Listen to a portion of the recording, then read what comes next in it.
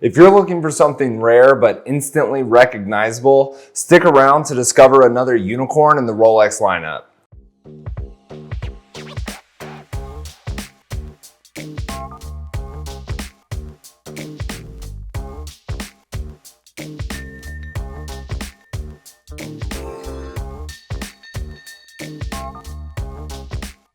Today we're going to be talking about the Rolex Turnograph. Now, not just any Rolex Turnograph, there is a very special version of this we're going to be talking about today. But when I talk about unicorns, I'm talking about things like the Panda Dial Daytona, stuff that you just don't see every day. They come around, but they're not everyday watches. You're not just going to hit up our website and always see one in stock. And today we've got a watch that fits the bill. So this is the Rolex Turnograph. It's a 116263. So that is going to indicate that it is a stainless steel and yellow gold model. So this particular watch is only going to come in that color pattern with the stainless steel and yellow gold. Now the Turnograph itself you can get in just stainless. You can also get it in stainless and rose gold. But for this particular watch, it's only going to be found in stainless and yellow gold. Now, what sets this watch apart from the rest of the Turnographs is pretty plain to see if you actually take a look at one, if you've had one of the newer reference numbers in your hands. And obviously, one of the striking parts about the Turnograph is going to be this red hand, right? The red second hand, and there's a little where it says Turnograph on the dial is always going to be in a red font. Well, in 2011, Rolex released this limited production, not a limited edition, we'll get into that, but it's a limited production watch that actually has a green hand and green font. There were only 600 of them ever made. We'll dig into that a little bit more as well. But know that there were only a handful of them made, and the way to distinguish them from other watches is going to be that green.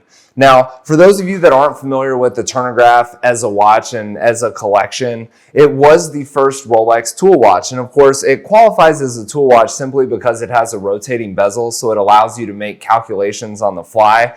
And it's something that Rolex came out with before the Submariner and before the GMT. So in a way, the Turnograph was, the technological innovation that led to some of the most well-known, models from Rolex. Now, again, I said this watch was released in 2011. That one's been fact checked multiple times. But if you actually look at the serial numbers that are on the case, which I guess first I should say that the case itself on these watches is a 36 millimeter Datejust case. It's the same exact case. They just added a different bezel, slightly different, it's a slightly different configuration, but the base itself, that case, is the same. And so Rolex actually used 600 cases, the Datejust cases, that had D or F serial numbers, which if you go back into history and look up, the serial number charts, you'll see that that's like the 04, 05 timeframe, but the watch didn't get released until 2011. So how does that happen? Well, you just use a little deductive reasoning. Rolex had 600 extra Datejust cases that had old serial numbers on them. And this was a watch that was kind of nearing the end of its life cycle. It did not garner as much attention and did not drive as many sales as a lot of the other, sport model offspring in the Rolex collection. So it did end up ceasing production on the Rolex Turnograph. This is not a watch that you can walk into Rolex authorized dealers and just pick one up. Of course, it's hard to pick up anything at Rolex these days because nothing's on the shelves. But if they were, this would not be a watch that you could get. Now, I do want to kind of talk about the dials, right? There were 300 black ones that were made, 300 black dials and 300 white dials. Now you can get those dials on, all the different configurations, whether it's stainless or with the rose gold or the yellow gold.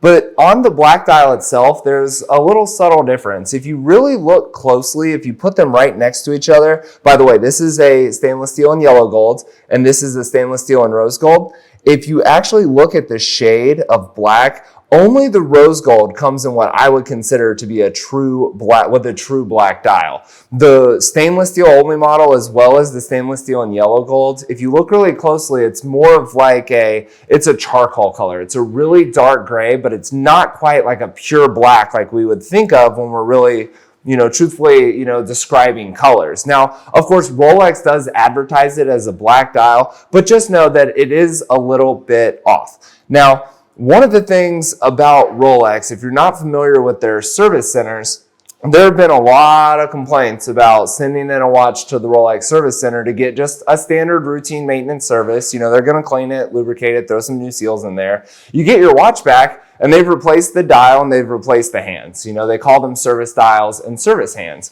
And if you have a vintage piece, you know, with, you know, all of the original parts, obviously you need to, you know, maintain the upkeep on it. But if Rolex swaps out the dial and throws in a fresh service dial, it can have a very huge detrimental impact on the value of your vintage piece. Well, Rolex has come out and said that if you bring one of these into the service center, they will not, I repeat, they will not replace your green hand or your green font dial with the traditional red. Now, of course, if you're just bringing in a standard Turnograph, they might do that if you don't specifically request not to. But they've come out and said that if you bring one of these limited production pieces in, they will not alter the color scheme. Now, limited production and limited edition. We hear these terms thrown around all the time in the watch industry. We hear them in many different industries, but in the watch industry, there is a big difference between the LPs and the LEs. And of course, I kind of like to think of it like music. You know, if you've got albums and sometimes album comes in, you know, it's a limited production album, they call it an LP. And that simply means that a specific number, a restricted quantity of vinyls were pressed.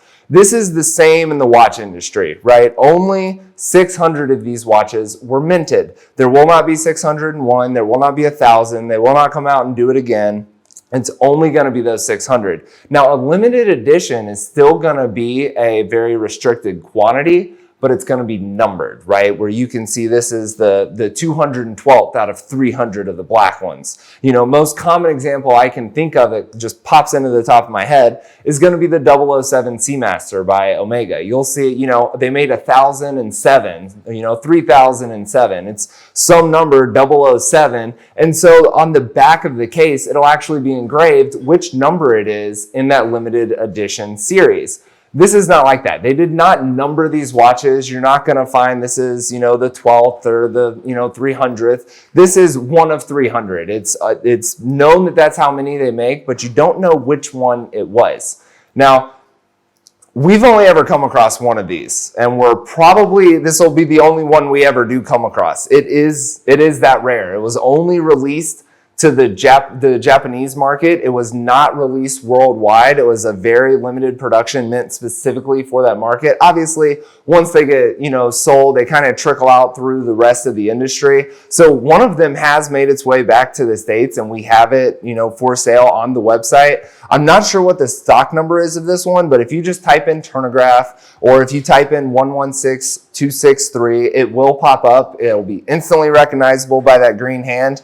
But remember, we've only ever come across one. I chose to do this video as soon as I saw this watch because once it's gone, I'm not going to get a chance to do it again. I don't think we'll ever see this watch. So if you're looking for something that sticks out, but it's rare, but it is instantly recognizable, I mean, it's a Datejust. I mean, it's got a Datejust case to it. It's something that anybody that is familiar with watches is going to look at your wrist. They're going to know it's a Rolex. But until you kind of tell them the story, they're not going to know how special of a watch this is. So I recommend, if this is the type of thing you're into, getting something that's, you know, very desirable but less common out in the world, come check this one out before it's gone, because once it's gone, it's not coming back.